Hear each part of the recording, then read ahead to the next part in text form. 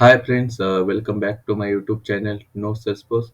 Today we are going to learn how to open App Exchange from the Salesforce org. So for that you need to click on this nine dot which is called as App Launcher. Okay, so click on it, then click on this View All. After that, on right side top corner you can see Visit App Exchange.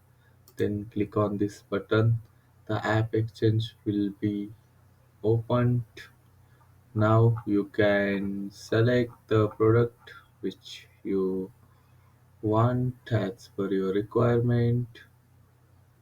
And if you want to go to app exchange website, then click on this app exchange website. So it will redirect you to the app exchange website. Yeah, that's it. Thanks for watching. Please subscribe my channel to share it